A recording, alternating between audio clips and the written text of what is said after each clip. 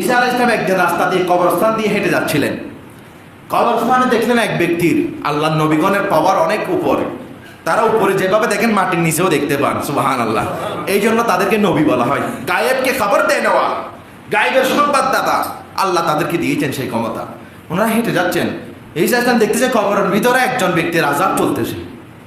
আহা, ঈসা আলাইহিস সালাম আফসোস করলেন।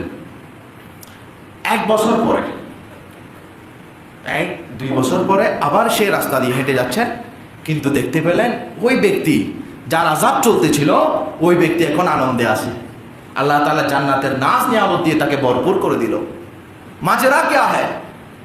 1-2 বছর আগে এই অবস্থা, আযাব চলতেছে, এখন আনন্দে আছে।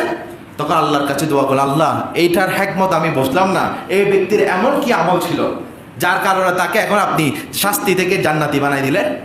আমার আল্লাহ ওহী পাঠালেন ঈসা আলাইহিস সালামকে। ওগো আমার নবী ঈসা, এই বান্দার একটা সন্তান রেখে গিয়েছে। কি রেখে গিয়েছে? সন্তান।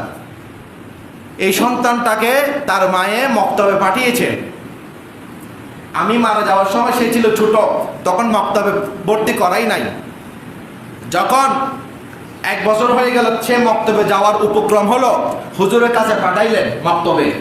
মক্তবে এসে হুজুরে যখন বললেন, আমার মুখে মুখে বলো বিসমিল্লাহির রহমানির রহিম, ওই শিশুটাও মুখে মুখে বলল বিসমিল্লাহির রহমানির রহিম। আল্লাহ পাক রব্বুল আলামিন ইরশাদ করেন, আমি আল্লাহর এই শান নয়, এই শান হতে পারে না যে ওই বান্দার ছেলে বিসমিল্লাহ পড়বে আর আমি তাকে তার কবরের মধ্যে আযাব দিব, সেটা কখনো হতে পারে না। সুবহানাল্লাহ, এটা হতে পারে না। ওই বাবার ছেলে বিসমিল্লাহ পড়বে আর আমি তাকে আযাব দিব। কারণ বলে বিসমিল্লাহির রহমানির রহিম, তাফসিরে নাইমির মধ্যে সে বিসমিল্লাহির রহমানির রহিমের মধ্যে 19টা অক্ষর। কয়টা? 19টা।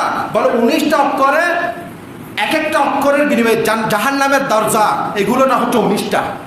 বলে এই 19টা বিসমিল্লাহর প্রত্যেকটা হরফের বরকতে জাহান্নামের প্রত্যেকটা দরজা বন্ধ হয়ে গিয়েছে। সুবহানাল্লাহ। তাহলে যদি আপনার বাচ্চা বিসমিল্লাহ পড়ার কারণে, ওই বান্দার বাচ্চা এর যদি জাহান্নামে থেকে জান্নাতি হতে পারে, আর আপনার বাচ্চা সেটা যদি কবরস্থানের সামনে এসে আপনার জন্য শুধু সূরা ইয়াসিন পড়ে, আপনার কোন শানমান হবে কবরের মধ্যে। আপনার আর যার পরনায় আপনি খুশি হয়ে যাবেন, যার কোনো আর কবরের খুশি হচ্ছে আসল খুশি, দুনিয়ার খুশি এখন খুশি, এখন দুঃখ, এখন সুখ, এখন দুঃখ। দুঃখের পরিমাণ সবচেয়ে বেশি থাকে দুনিয়াতে, কিন্তু যার জান্নাতের মধ্যে যে খুশি আছে সেটা লা ইন্তেহা, এটার শেষ নাই। এটা শুরু থাকতে পারে কিন্তু শেষ নাই। সুবহানাল্লাহ। এখন আমরা কোন সুখ চাই? আমরা কি স্থায়ী সুখ চাই নাকি অস্থায়ী সুখ চাই?